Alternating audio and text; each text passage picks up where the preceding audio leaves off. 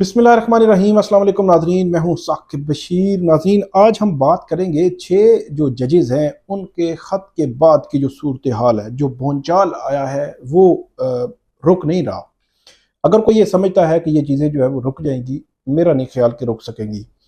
आज की वीडियो में हम बात करेंगे कि जो आज फेडरल कैबिनेट का इजलास था, उस इजलास में फैसला हुआ कि साबिक chief justice supreme court justice retired तसद्दुक हुसैन जिलानी उनको जी कमीशन का सरबराह बनाया जाएगा। बात करेंगे आज की वीडियो में हम, एक तो जो इलामिया आया है वो इलामिया में कुछ खास है, जो वफाकी काबीना का जो इलामिया में कुछ खास है उसमें, वो उस पर बात करेंगे।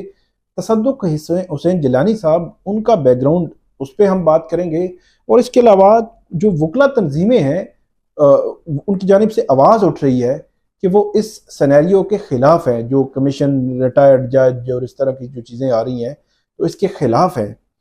इसके पीछे क्या वजूहात हो सकती हैं और आइंदा आने वाला जो सिनेरियो है वो क्या हो सकता है, वो मैं आपके सामने रखूँगा कि सिचुएशन किस तरफ जो है वो जा रही है।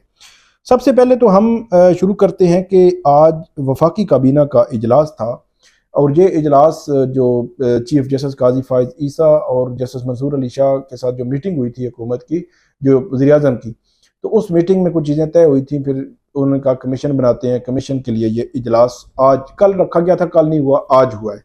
तो इसका इलामिया मैं आपके सामने पढ़ता हूँ ताकि हम इलामिया पढ़ के उसी पे बात आगे करते जाएंगे कि क्या क्या चीज़ें उसमें इम्पोर्टेंट है। एक तो ये है कि इस इजलास में 25 मार्च 2024 को इस्लामाबाद हाई कोर्ट के 6 मुअज़्ज़ज़ जजेस साहिबान की जानिब से लिखे गए ख़त के मुदर्जात पर तफसीली गौर किया गया।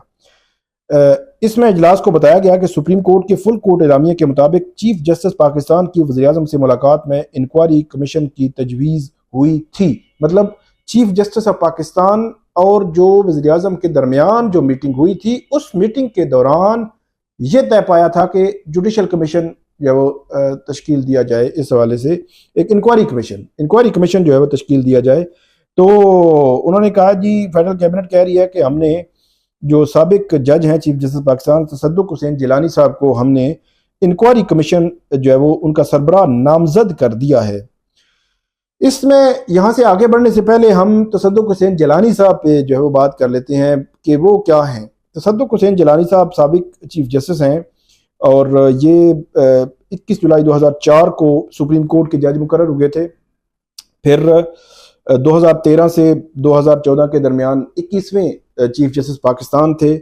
2007 में मुल्क में जो एमरजेंसी का निफाज था, उस वक्त के जनरल रिटायर्ड परवेज मुशर्रफ ने हटा दिया था। जिस तरह बाकी जजेस को हटाया था, इनको भी हटा दिया था, पीसीओ जजेस लगा दिए थे। फिर ये 2008 में जब वकला तहरीक के बाद जो है वो इनकी बहाली हुई चीफ जस्टिस पाकिस्तान के साथ ही जो तसद्दुक हुसैन जिलानी है, इनकी बहाली भी उन्हीं के साथ हुई थी। और ये चीफ जस्टिस जो साबिक चीफ जस्टिस से इफ्तिखार मोहम्मद चौधरी, उनके बाद ये जो है वो चीफ जस्टिस ऑफ पाकिस्तान जो है वो बने थे।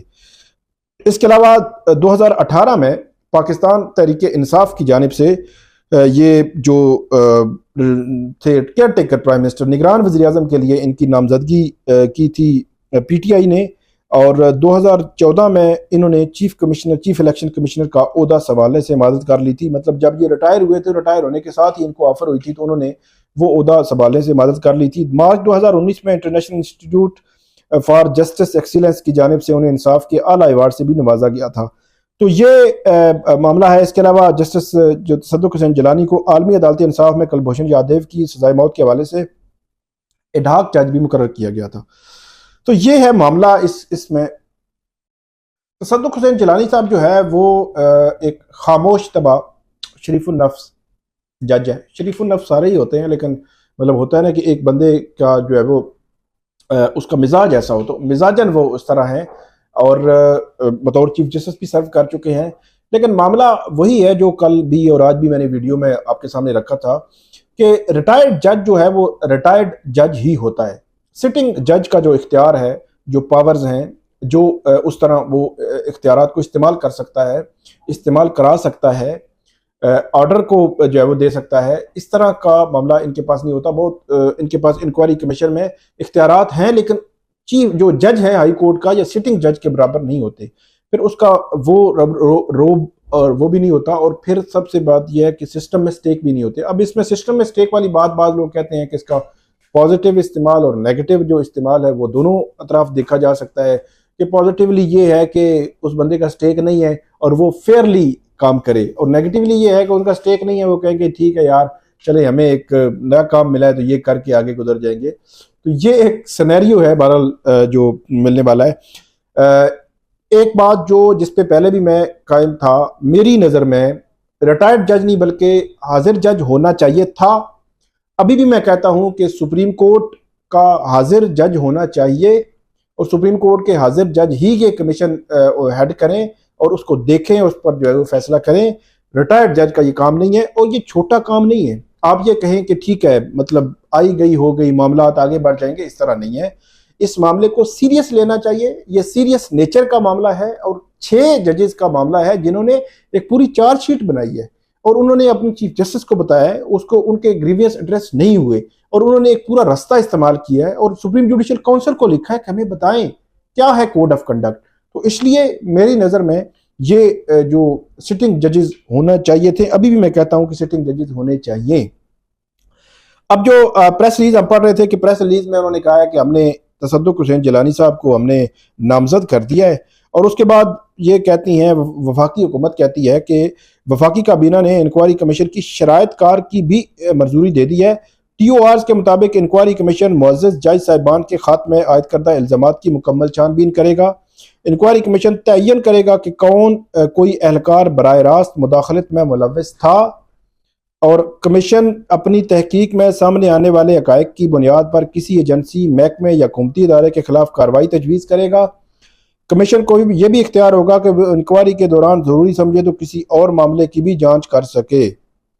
کابینہ کے اجلاس نے معزز جج صاحبان کے خط میں ایگزیکٹو کی مداخلت کے الزام کی نفی کرتے ہوئے اسے نامناسب قرار دیا ہے۔ اب میرا یہ خیال ہے کہ یہی ایک معاملہ تھا جس پہ ہم لوگ جو ہے وہ بات کر رہے تھے، اور بہت زیادہ بات کر رہے تھے، اسی وجہ سے بات کر رہے تھے کہ جو ججز ہیں انہوں نے یہ لکھا ہے کہ جو ایگزیکٹو ہے کیا اس کی یہ پالیسی تو نہیں ہے کہ وہ اپنے اداروں کے ذریعے عدالتوں کو انفلوئنس کر کے تو اپنی جو ہے وہ مرضی کے فیصلے لے رہی ہے۔ مطلب ایگزیکٹو سے مطلب حکومت ہوتی ہے، کہ ایگزیکٹو ہیڈ جو ہے وہ وزیر اعظم ہوتا ہے۔ تو یہ سوال تھا، اور جب یہ فل کورٹ بیٹھی، کمیشن کی بات ہوئی کہ ریٹائر کمیشن بنایا جائے گا، پھر یہ تھا کہ سب کچھ حکومت کے کھاتے میں ڈال دیا، تو اب وہی معاملہ آیا ہے نا کہ وہ جو ایگزیکٹو ہے جنہوں نے کمیشن بنایا وہ تو کہہ رہے ہیں جی بالکل یہ بڑی نامناسب سی بات ہے اور یہ تو نہیں ہو سکتا۔ تو یہ ایک بڑا مطلب خوفناک قسم کا پہلو ہے، اور اس میں یہ بھی ایک بات جو ڈائریکٹ والی بات ہے وہ بھی بڑی امپورٹنٹ ہوگی، آگے چل کر آپ کو بتائیں گے۔ پھر کابینہ ارکان کی متفقہ رائے تھی کہ دستور پاکستان 1973 میں طے کردہ 3 ریاستی اداروں میں اختیارات کی تقسیم کی اصول پر جو ہے وہ پختہ یقین رکھتے ہیں، اور یہ بھی کہا کہ وزیراعظم شہباز شریف نے عدلیہ کی آزادی اور دستوری اختیارات کے تقسیم کے اصول پر کامل یقین رکھنے کے عزم کا اعادہ کیا، اور وزیراعظم نے کابینہ کو اس خط کے بعد اپنی مشاورت اور چیف جسٹس پاکستان سے ہونے والی ملاقات کے بارے میں اعتماد میں لیا۔ کابینہ نے وزیراعظم کے فیصلوں اور اب تک کے اقدامات کی مکمل توثیق اور حمایت کی ہے۔ یہ سارا کچھ بہرحال چلتا رہے گا، لیکن یہ ایک مد نظر رہنا چاہیے کہ حکومت جو ہے وہ اتنی مضبوط حکومت بھی نہیں ہے کہ وہ جو ہے وہ سارے معاملات جو ہے وہ اس طرح کر لے۔ لیکن ایک تصدق حسین جیلانی صاحب، اور دوسرا انہوں نے کہا جی نامناسب باتیں کی ہیں اور اس کی نفی کرتے ہیں۔ تو مطلب یہ ہے کہ ججز نے جو کہا ہے حکومت نے اس کو ریجیکٹ کر دیا ہے، کہ یہ مسترد کر دیا ہے۔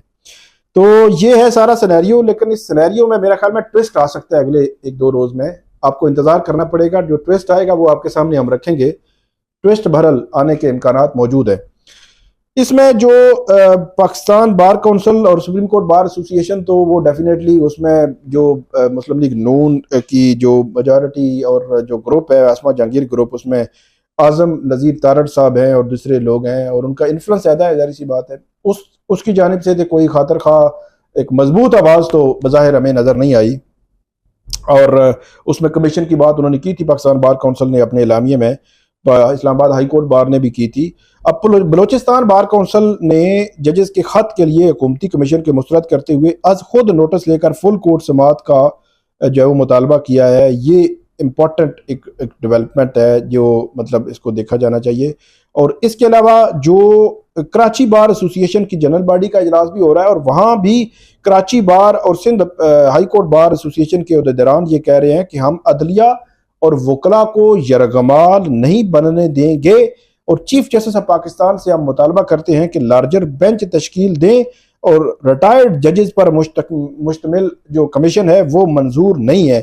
یہ کراچی سے بھی آواز آ رہی ہے اور بلوچستان سے بھی آواز آ رہی ہے، تو یہ امپورٹنٹ ہے کہ دو صوبے جو ہے ان میں جو وکلا ہیں، ان کی وکلا کمیونٹی جو ہے وہ ایک آواز بن رہی ہے۔ ابھی ایک بڑے پیمانے پر اور وکلا بھی سامنے آئیں گے جو اس حوالے سے یقینی طور پر اپنے جو خدشات ہیں وہ اٹھائیں گے، اور جو سپریم کورٹ آف پاکستان ہے اس پر یہ ایسے لگ رہا ہے کہ اس سے مطالبہ کیا جائے گا کہ وہ کمیشن بنائیں سٹنگ ججز کا، یا پھر خود سنیں اس معاملے کو، ریٹائرڈ جج کے جو ہے وہ اس میں نہ ڈالیں، کیونکہ یہ بڑا امپورٹنٹ اور اہم نوعیت کا معاملہ ہے، اس کو دیکھا جانا چاہیے۔ لیکن کیا کچھ جو ہے وہ لاجیکل اینڈ تک پہنچے گا معاملہ یا نہیں پہنچے گا، ابھی ہمیں کچھ انتظار کرنا پڑے گا اس معاملے میں۔ تو یہ تھی آج کی ہماری ویڈیو، امید ہے آپ کو پسند آئے گی، اس پہ فیڈ بیک دیجیے گا، کامنٹ کیجیے گا، ہمارا یوٹیوب چینل سبسکرائب کریں، بیل آئیکن کا بٹن پریس کریں تاکہ جب بھی ہم ویڈیو اپلوڈ کرتے ہیں تو آپ فوراً مل جائے کریں آپ کو۔ بہت شکریہ۔